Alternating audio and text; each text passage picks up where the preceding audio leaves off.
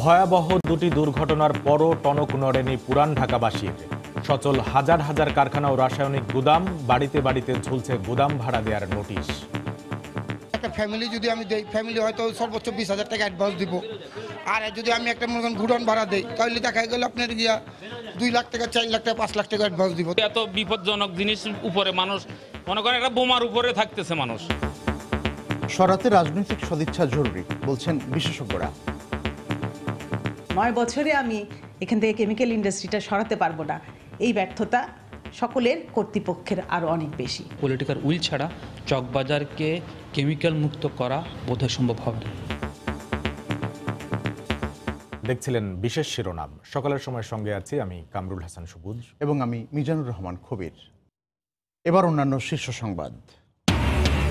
LP gas cylinder মজুদে মানা হচ্ছে না নিয়ম, ভয়াবহ দুর্ঘটনার আশঙ্কা। শিগগিরই অভিযান চালানোর কথা বলছে বিস্ফোরক পরিদপ্তর। আজ চট্টগ্রাম যাচ্ছেন প্রধানমন্ত্রী শেখ হাসিনা। উদ্বোধন করবেন কর্ণফুলী টানেল প্রকল্পের খনন কাজ। নাব্য সংকট ও জলবায়ুর বিরূপ প্রভাবে ইলিশের গতিপথে পরিবর্তন, পেশা হারানোর শঙ্কায় জেলেরা। ড্রেজিং করে ডুবোচর অপসারণের পরামর্শ বিশেষজ্ঞদের। এবং অবশেষে ভোজ্য তেলের বাজারে স্থিরতা, মন প্রতি কমেছে 28 থেকে 30 টাকা। বাড়তি চিনির দাম, পেঁয়াজের কমলেও বেড়েছে আদা ও রসুনের মূল্য।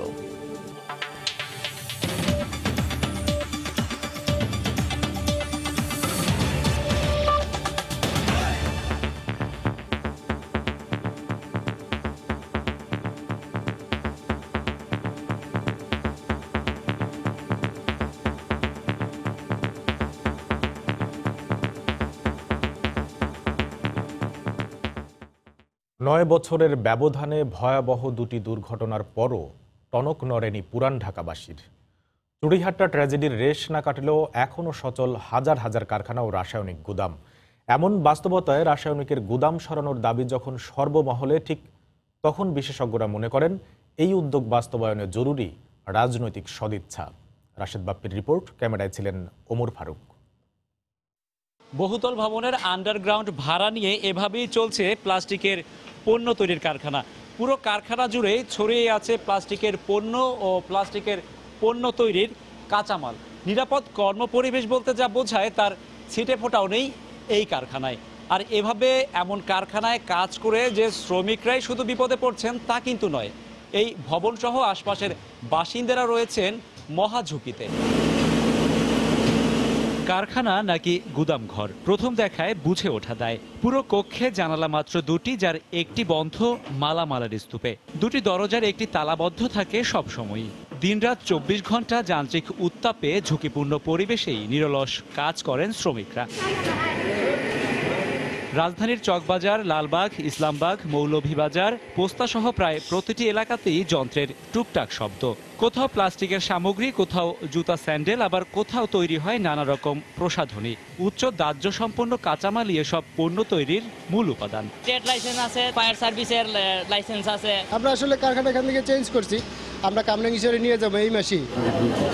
সরু রাস্তা, ঘনবসতি আর সর্বত্র দোকানপাটের ঠাসা পুরান ঢাকায় এখনো চোখে পড়ে গুদাম ভাড়া দেওয়ার চটকদার বিজ্ঞাপন। এলাকাবাসীর অভিযোগ, বাড়িওয়ালাদের বেশি ভাড়া পাওয়ার লোভী আবাসিক ভবনে মৃত্যুফাদের মতো কারখানা বা গুদাম গড়ে ওঠার জন্য দায়ী। আমি একজন বাড়িওয়ালা, তো আমরা আসলে লোভে পড়েই আমরা এই ভাড়াটা দেই। আপনাকে দেখা গেলে একটা ফ্যামিলি যদি আমি দেই, ফ্যামিলি হয়তো সর্বোচ্চ 20,000 টাকা অ্যাডভান্স দিব। আর যদি আমি একটা মনে করেন গুডাউন ভাড়া দেই, তাহলে দেখা গেল আপনার গিয়া 2 লাখ টাকা, 4 লাখ টাকা, 5 লাখ টাকা অ্যাডভান্স দিব। অনেক বাড়িয়ারা জানে না কি জিনিস রাখতেছে না রাখতেছে, কিন্তু এত বিপজ্জনক জিনিস উপরে মানুষ মনে করেন একটা বোমার উপরে থাকতেছে মানুষ। যখন দুর্ঘটনা ঘটে তখন প্রশাসন খুব ঝাঁপায়া পড়ে, খুব তৎপরতা দেখায়, কিন্তু কয়েকদিন পর তারা এগুলা ভুলে যায়। বারবার দুর্ঘটনা ও প্রাণহানির জন্য কর্তৃপক্ষের উদাসীনতাকে দায়ী করে সঠিক পরিকল্পনা ও রাজনৈতিক সদিচ্ছা জরুরি বলে মনে করেন বিশেষজ্ঞরা। 9 মাসে যদি আমি দেশকে স্বাধীন করতে ফেলতে পারি, 9 বছরে আমি এখান থেকে কেমিক্যাল ইন্ডাস্ট্রিটা সরাতে পারবো না, এই ব্যর্থতা সকলের কর্তৃপক্ষের আরও অনেক বেশি। যে পলিটিক্যাল উইলের কারণে ট্যানারিগুলো সরেছে, সে একই ধরনের একটা পলিটিক্যাল উইল ছাড়া চকবাজারকে কেমিক্যাল মুক্ত করা বোধহয় সম্ভব হবে না। নিমতলী থেকে চুড়িহাট্টা, ব্যবধান 9 বছর। সচেতনতা ও সমন্বিত উদ্যোগই পারে এমন ঘটনার পুনরাবৃত্তি বন্ধ করতে। রাশেদ বাপ্পি, সময় সংবাদ, ঢাকা। এলপি গ্যাস সিলিন্ডার মজুদে মানা হচ্ছে না নিরাপত্তার প্রয়োজনীয় নিয়ম। বেশিরভাগ গোডাউনেই বাতাস চলাচল, আগুন নেভানোর ব্যবস্থা নেই। ফায়ার সার্ভিস বলছে ঝুঁকিপূর্ণ সংরক্ষণের কারণে ভয়াবহ দুর্ঘটনার আশঙ্কা রয়েছে। বিস্ফোরক পরিদপ্তর জানায়, লোকবল সংকটের কারণে নিয়মিত তদারকি করতে পারছে না সংস্থাটি। স্থানীয় প্রশাসনের সহায়তায় অনিরাপদ মজুতদারদের বিরুদ্ধে শিগগিরই অভিযান চালানোর আশ্বাস তাদের। দেখুন আমার তৈরি করা একটি রিপোর্ট। এলপিজি সিলিন্ডারগুলো সংরক্ষণের জায়গায় পর্যাপ্ত বাতাস চলাচলের ব্যবস্থা থাকা জরুরি। বৈদ্যুতিক সুইচ ও অন্যান্য উপকরণ থাকবে গোডাউনের বাইরের অংশে। স্থানটিও হতে হবে আগুনের ব্যবহার আছে এমন জায়গা থেকে দূরে। এমন সব শর্তে অনুমোদনের ছড়াছড়ি থাকলেও তদারকি না থাকায় শর্ত পালনের শিথিলতার সুযোগ নেন ব্যবসায়ীরা। এটা কোনো নির্দিষ্ট কোনো নিয়ম কানুন লেখা নাই যে আপনি ওয়ার্লিংয়ের দোকানের পাশে দোকান দিতে পারবে না, ব্যবসা বাণিজ্য দিতে পারবে না। যত খোলা হবে, খোলামেলা হবে তত ভালো হবে, কিন্তু জানালা আরো যদি বেশি থাকতো তাহলে আরো বেশি সুবিধা হতো, নিরাপদ আরো বেশি হতো। নিজস্ব নিরাপত্তা নেই বললেই চলে অনেক প্রতিষ্ঠানে, যা আশপাশের জনজীবনের জন্য হুমকি হয়ে দাঁড়িয়েছে। নিয়ম মেনে সংরক্ষণ না করায় যে কোনো সময় ঘটতে পারে ভয়াবহ দুর্ঘটনা। একটা লেয়ার বা দুইটা লেয়ার মতো রাখা যায়, বা 4টা 5টা 6টা লেয়ার রাখা যায় না। রেগুলেটরের উপর চাপ পড়ে, যেটা মাঝে মাঝে যেটা লিক হয়ে যেতে পারে এবং তখন কিন্তু দুর্ঘটনা ঘটতে পারে। যখন একটা দুর্ঘটনা হবে, এটা কিন্তু সেন্সিটিভ, একটা থেকে আরেকটা আগুন লেগে যায়, তাপে এটা ট্রান্সফার করে যায়, তখন একটা বড় দুর্ঘটনা হতে পারে। মূলত ফায়ার সার্ভিস ও বিস্ফোরক পরিদপ্তরের অনুমোদন নিয়েই ডিলার পর্যায়ে সিলিন্ডার মজুত করা হয়। সারা দেশে 17টি কোম্পানির আওতায় 2 কোটিরও বেশি সিলিন্ডার ব্যবহার হচ্ছে। এই ব্যবসায়ের জন্য 6000 প্রতিষ্ঠানের অনুমোদন থাকলেও অবৈধভাবে গড়ে উঠেছে আরও অনেক মজুতকারী প্রতিষ্ঠান। এই আইনের ক্ষমতা দেওয়া আছে, পুলিশ, লোকাল ম্যাজিস্ট্রেট, ওনারা এগুলোকে লাইসেন্স চেক করতে পারেন। উইদাউট লাইসেন্স হলেও ওনারা ধরে ওগুলোকে সিজ করে ফেলতে পারেন, মামলা দায়ের করতে পারেন। তো আমরা তাদেরকেও আরেকটু অ্যাক্টিভ করার জন্য আমরা আবার চিঠিপত্র শুরু করব। আমরা এটা নিয়ে খুব দ্রুত ড্রাইভ দিচ্ছি। 10টির বেশি গ্যাস সিলিন্ডার মজুত করলে সনদ নেওয়ার বিধান রয়েছে। গ্রাহকের কাছে সহজে পৌঁছাতে এক্ষেত্রে কিছুটা ছাড় দেওয়া হয়। ডিলার পর্যায়ে মজুতকালীন নিরাপত্তা আরও জোরদারের জন্য সরবরাহকারী প্রতিষ্ঠানের সহযোগিতা প্রয়োজন বলে মনে করে বিস্ফোরক পরিদপ্তর। মিজানুর রহমান কবির, সময় সংবাদ, ঢাকা। সকালের সময়ে আরও থাকছে। চলতি বছরই সংযুক্ত আরব আমিরাতে শ্রমিক পাঠানো হবে জানালেন পররাষ্ট্রমন্ত্রী। 17টি ক্যাটাগরিতে বাংলাদেশি শ্রমিক নিতে আগ্রহ।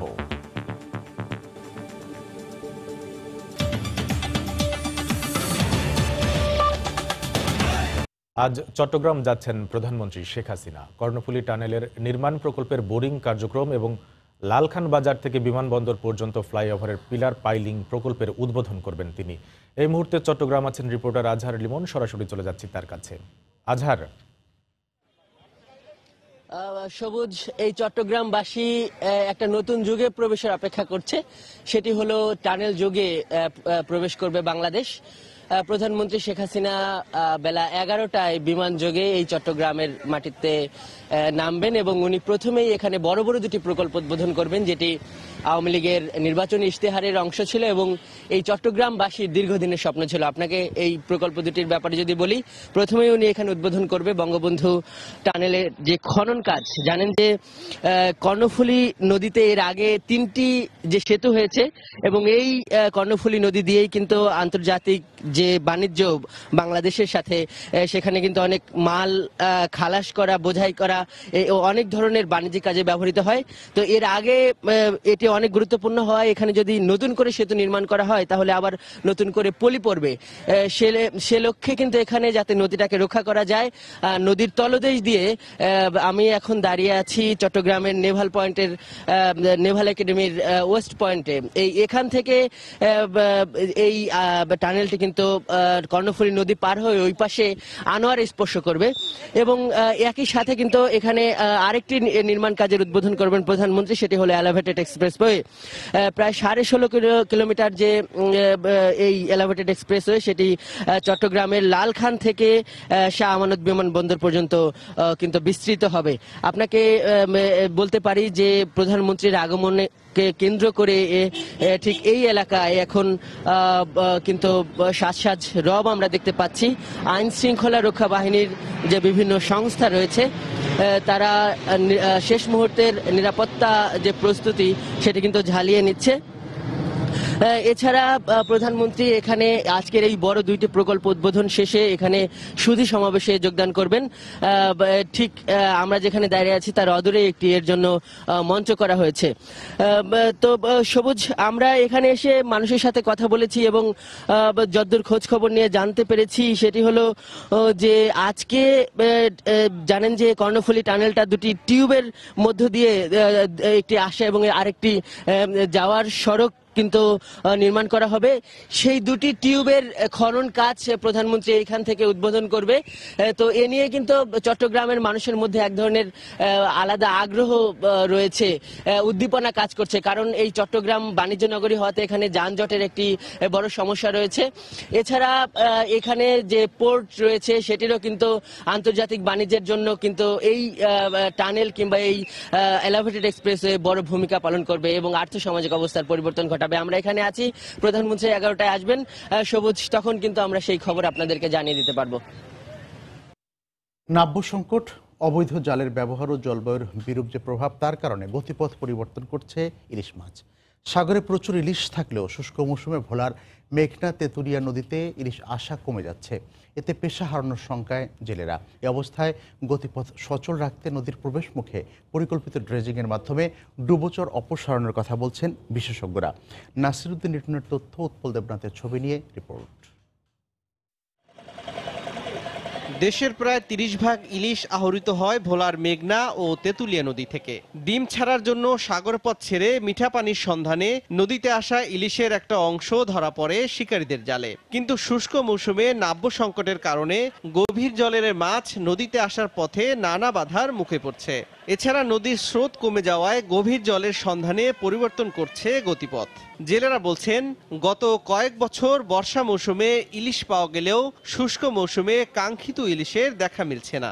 নদীর মাঝখানে অনেক চর পড়ে গেছে, তার জন্য নদীর স্রোত কমে গেছে। স্রোত কমে যাওয়ার কারণে সাগর থেকে মাছ উজানে আসতে পারতেছে না। যদি আগের মতন স্রোত থাকতো তো সাগরের থেকে মাছগুলো উঠতে হইতো। যদি এই চ্যানেলগুলো ড্রেজিং করিয়া ক্লিয়ার করে দেওয়া হইতো মেঘনা তেঁতুলিয়া নদীর, তাহলে আমাদের জেলেরা অনেকটাই সুবিধা হইতো। চলাচলের সময় বাধার সম্মুখীন হলে ইলিশের গতি পরিবর্তনের কথা উল্লেখ করে নাব্য সংকট দূর ও অবৈধ জাল অপসারণের উপর গুরুত্ব দিলেন এ বিশেষজ্ঞ। আমরা যদি পরিকল্পিত আকারে নদীতে যে ডুবোচরগুলো আছে সেগুলো যদি আমরা সংস্কার করতে পারি এবং যে অবৈধ যে জালগুলো আছে সেগুলো যদি আমরা সমূলে আমরা বিনাশ করতে পারি, আমার মনে হয় যে ইলিশের যে লক্ষ্য উৎপাদন সেটা আমরা কাঙ্ক্ষিত লক্ষ্যে নিয়ে যেতে পারবো। আর ইলিশের উৎপাদন অব্যাহত রাখতে প্রয়োজনীয় ব্যবস্থা গ্রহণের বিষয়টি ঊর্ধ্বতন কর্তৃপক্ষের নজরে আনা হয়েছে বলে জানালেন মৎস্য কর্মকর্তা। প্রতিবন্ধকতায় যে সমস্ত আসবে আমরা সরকারের নজরে আনবো এবং আমরা চেষ্টা করব অতি দ্রুত সেই সমস্ত বাধাগুলো অপসারণ করে আমাদের এই মাছের উৎপাদনকে বৃদ্ধি করা। সাগরের সাথে মেঘনা তেঁতুলিয়া নদীর সংযোগ স্থলগুলোতে অর্ধশতাধিক ডুবোচর রয়েছে। এসব চরের কারণে শুষ্ক মৌসুমে নদীর স্রোত কমে যাচ্ছে বলে মনে করেন জেলেরা। সময় সংবাদ, ভোলা।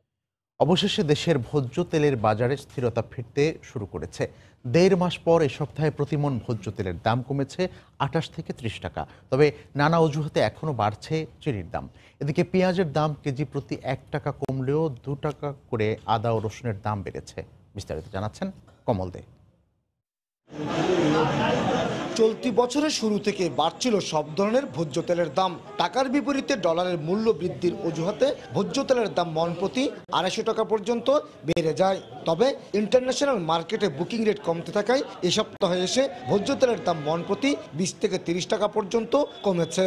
চাহিদা কম, তারপর আপনার এই মালের যোগান আছে বেশি, সরবরাহ খুব বেশি আছে, যার ধরুন একটু বাজারটা একটু কমের দিকে। চিনির দাম এখনো নিয়ন্ত্রণে আসার কোনো লক্ষণই দেখা যাচ্ছে না। মিলগুলি থেকে পর্যাপ্ত চিনি সরবরাহ না পাওয়ার অজুহাতে মণ প্রতি চিনির দাম বেড়েছে অন্তত ২৫ টাকা।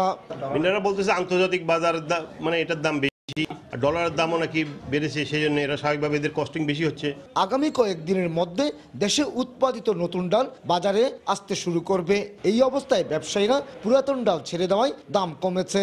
সবজির প্রচুর আমদানি হওয়াতে এবং নতুন ডাল আসার সম্ভাবনায় এই ডালের দাম কমতে শুরু করছে।